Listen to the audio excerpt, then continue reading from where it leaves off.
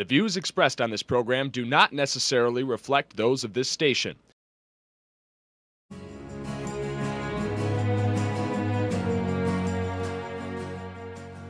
Welcome to Insights into Northeast Michigan, a WBKB News public affairs program.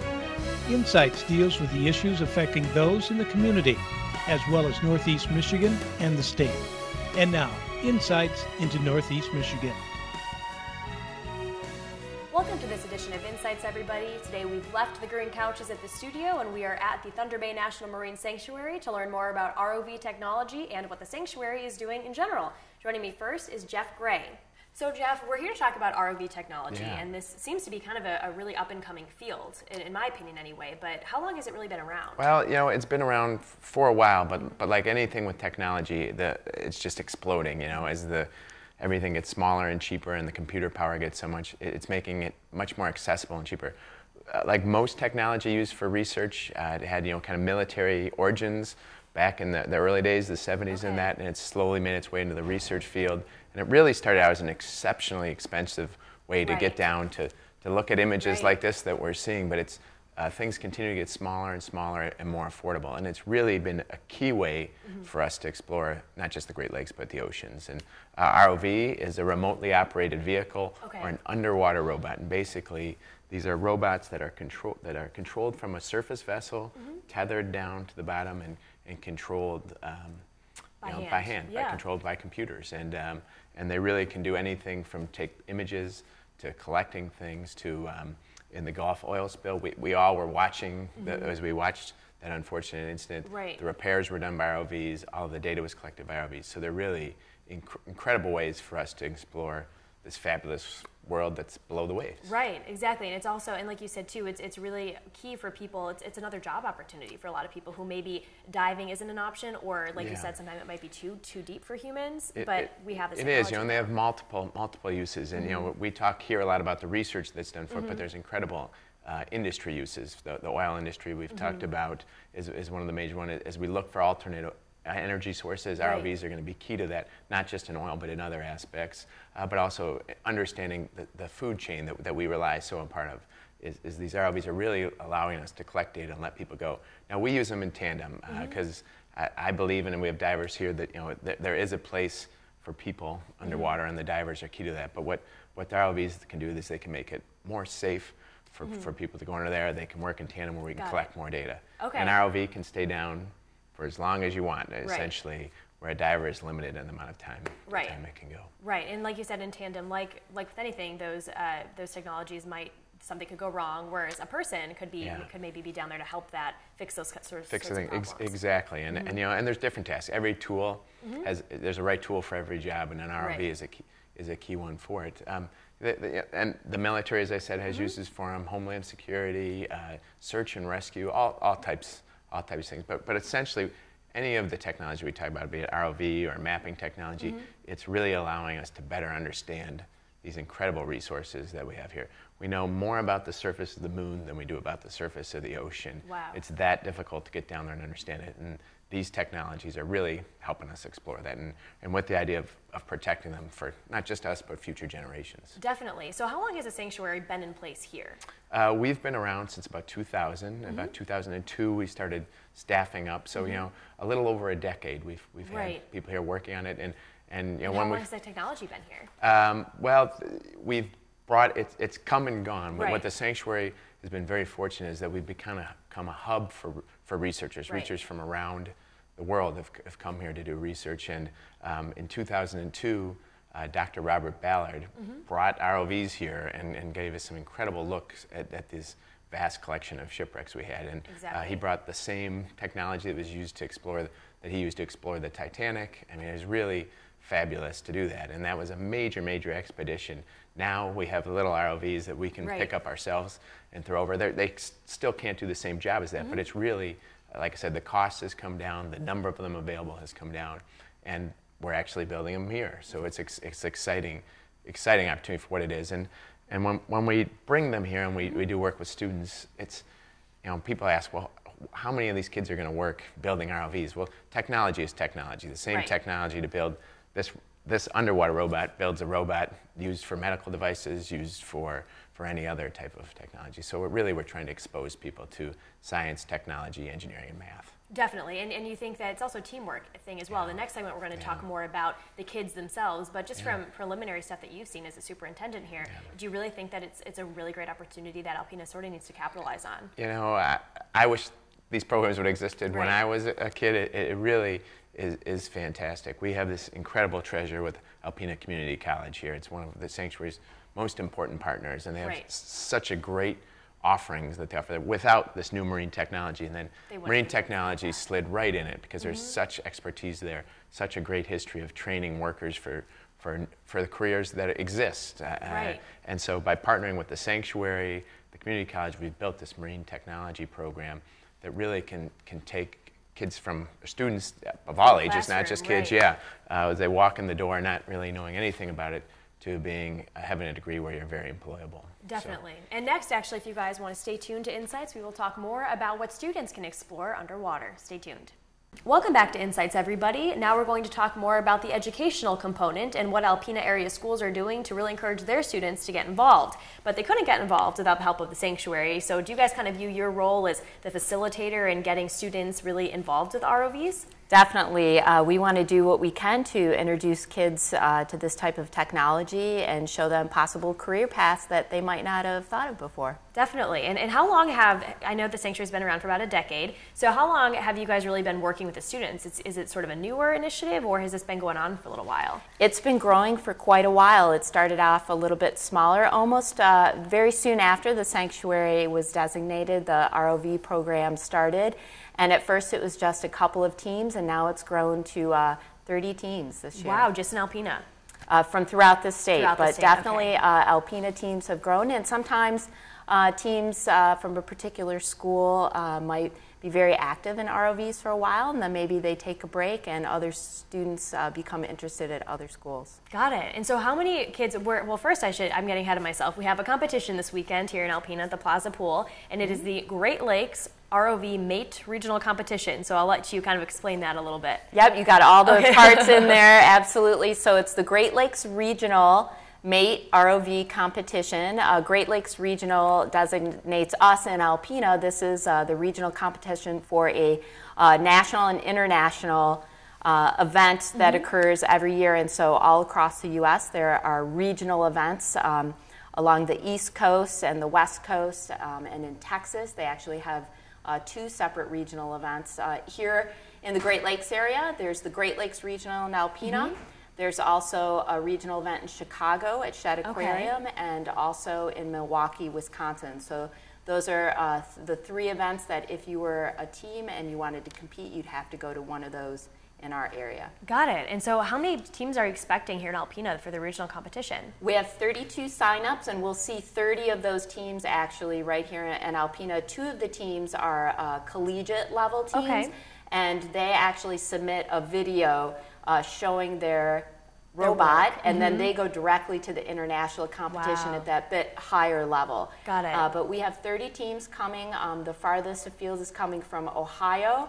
All the rest of the teams are Michigan teams from the Detroit area all the way here to Alpena. We'll have Traverse City, Frankfort, Benzie represented, middle of the state, Fenton area, Stockbridge. So very exciting. And we also have some youngsters competing too. I interviewed them last week. Some little kids all the way up to college-aged kids here in Alpena represented. Absolutely. You can really get in at any level with the ROV competition. A very basic build, so we have different classes. So the younger kids compete at what we call the scout level class. Got it. And the older teams participate at the ranger level, and then those college teams are the explorer class.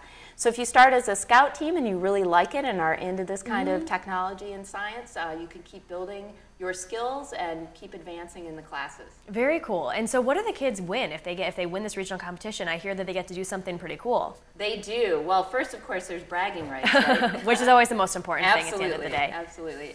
The winners of the Ranger class, the first and second place teams, get to represent the Great Lakes region at the international competition. Great. The international competition moves around the U.S. every year, and this year it's near Seattle, Washington. So it's on the West Coast. So they'll get to go and compete against teams from across the nation and some international teams as well. Very cool. And so ACC, so not only do we have the grade levels that get to compete K through 12 in Alpena, but we also have this new program at ACC that's really only in its first year of operation, the Marine Tech program. So tell me a little bit about that. Sure. The Marine Tech program is a fantastic opportunity for, again, for students right here close to home to be able to pursue a marine technology degree there. And it's really based on current ocean issues, ocean and Great Lakes technology, with an emphasis on robotics and building ROVs as kind of a senior project, building an ROV. Right. So the Sanctuary is a partner with ACC on some of the summer classes. There's also a diving component. Students can learn how to scuba dive from basic all the way to scientific diving. So there's a lot of great elements to it. And they get an opportunity to actually experience working on a research vessel. And this is a field that's definitely expanding.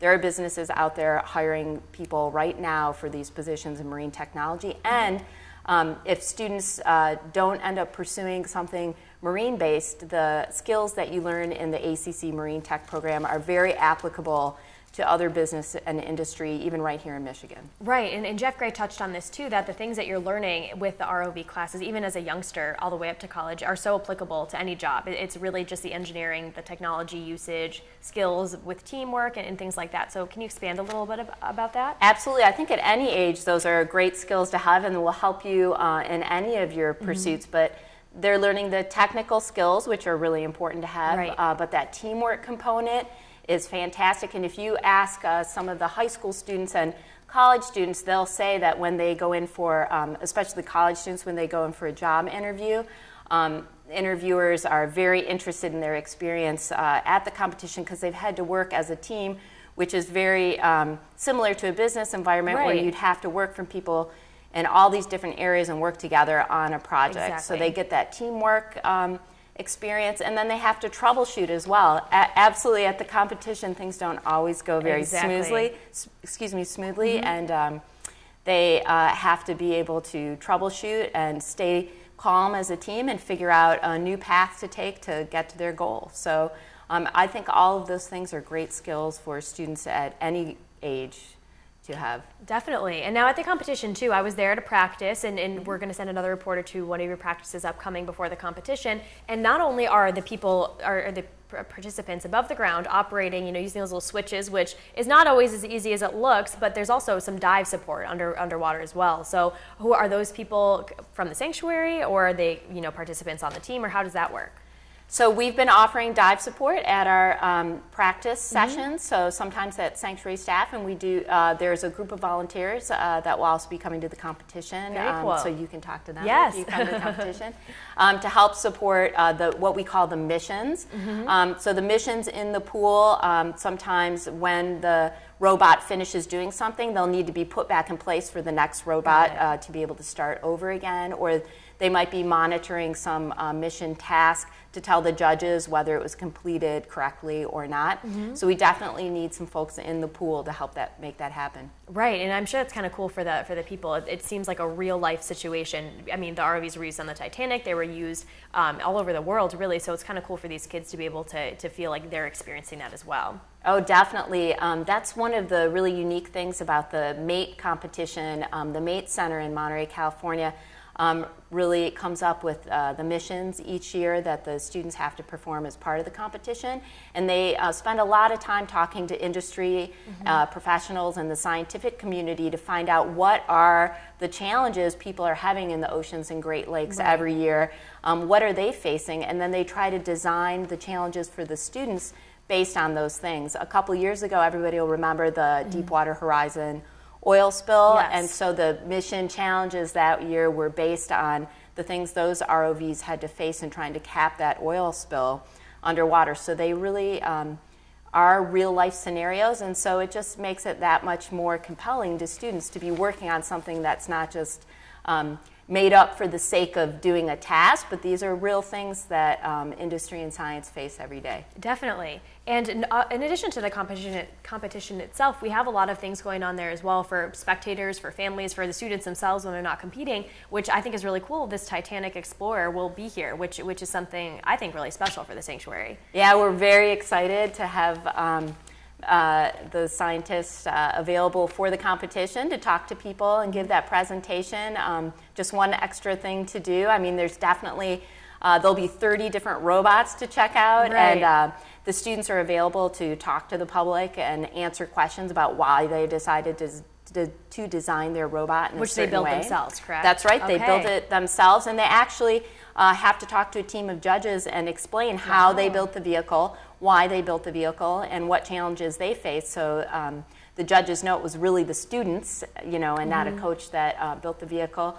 And just lots of things for people to come and check out there. Definitely the missions in the pool, and then having James Delgado talk about his experience mapping the Titanic will just cap things off really nice this year. Definitely, and the competition, I understand, is an all-day event on April 20th, so it's going to be this coming weekend.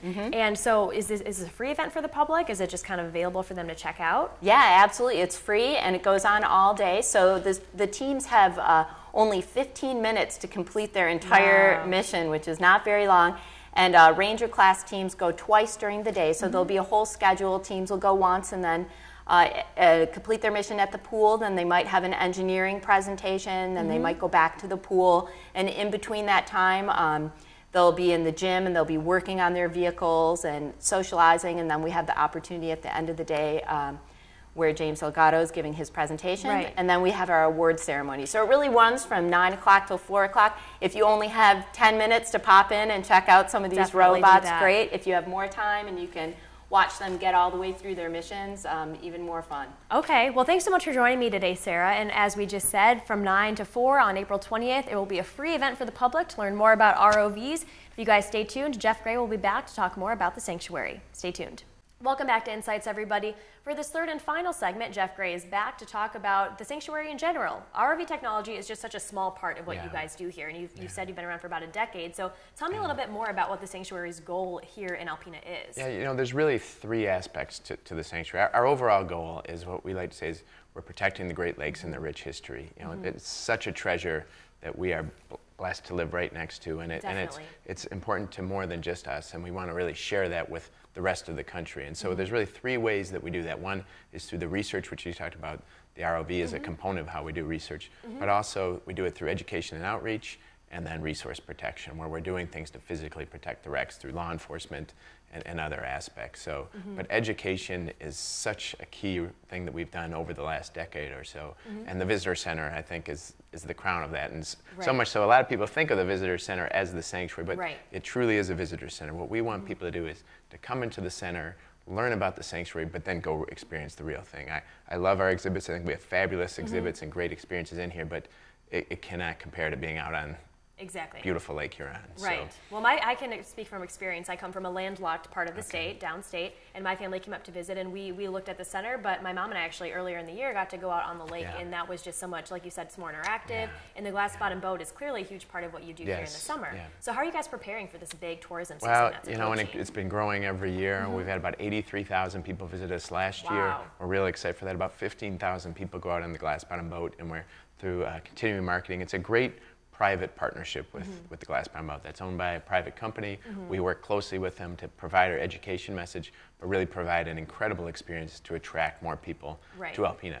And it's not just a resource for visitors, it's a great experience for those that live here. And really that's what we try to do is a great place to visit is also a great place to live. And so we, in the branding efforts and everything that we're doing, what's good for our citizens is also good for our visitors. And what we are doing is we have some new exhibits opening up, which will be really exciting. One of them is Science on the Sphere, which was an exhibit we had about 5 years ago that was up, and we're bringing it back. It is a spectacular exhibit. It'll open up in June, and it is as much of an attraction as the main ship that we have in the exhibit now. So we're truly excited about it, and that talks about the science of the Earth. It's basically a 6-foot diameter globe that is really an incredible experience.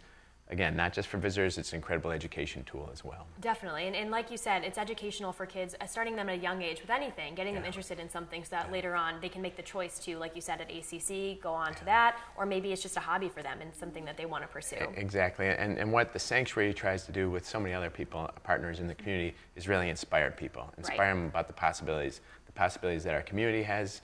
This isn't a tremendous place, but we have a lot more potential in what we can do with that.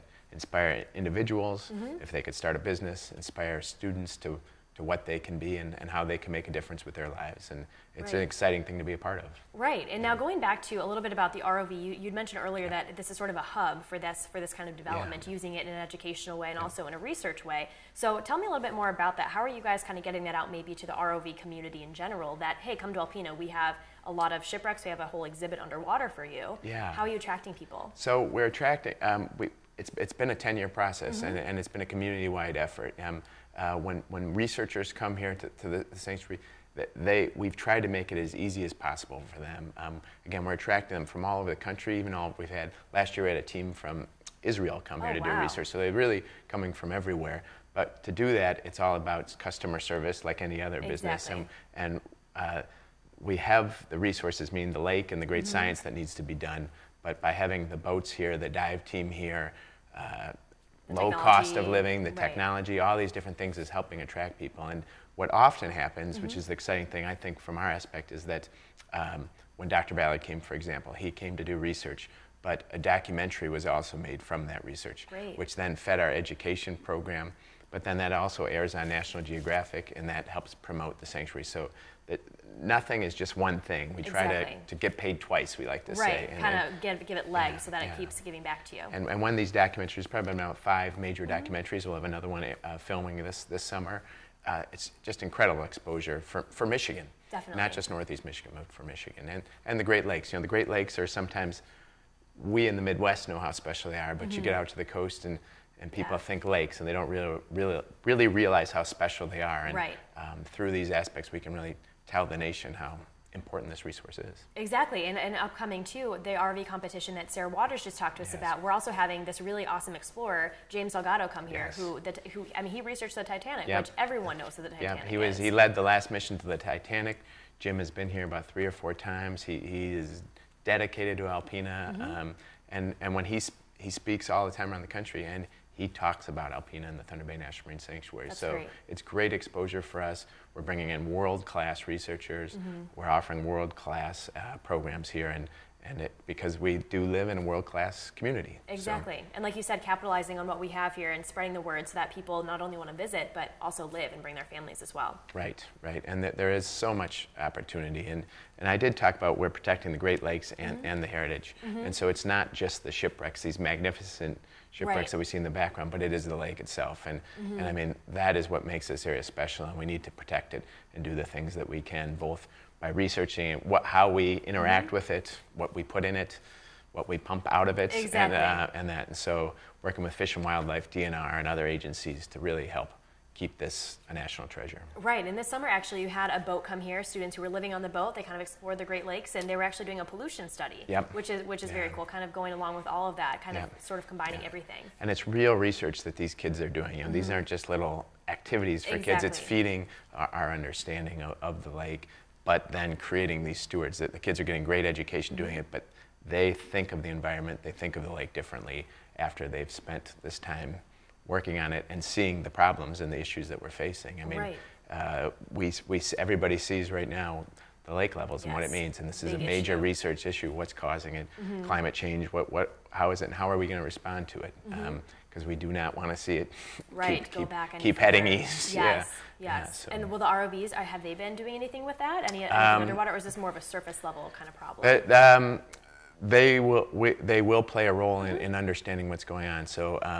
You know, data is everything, and we collect data throughout the water column, and it's key to all research, from invasive species, zebra mussels and Asian carp, to the changing water levels. And so ROVs is one type of technology we use to basically understand this massive system. Definitely. And now we talked a lot about this segment, just how can we brand Alpena? How can Alpena be associated with this great research / educational component with the sanctuary? And you're president of the Branding Alliance, so you clearly have been dealing a lot with this. And how have your goals maybe changed? You know, you clearly love Alpena. You've made your life here. And I love it. Yep. Exactly. And so how are you incorporating that and what you do at the sanctuary into the Branding Alliance? Well, you know, Alpena is a special place, and I have a unique experience where we bring a lot of outsiders into Alpena, and I get to show them around and see it. And I mean outsiders from other sides of the country, but also outsiders from Lansing and places where people that haven't come to the Northeast side. And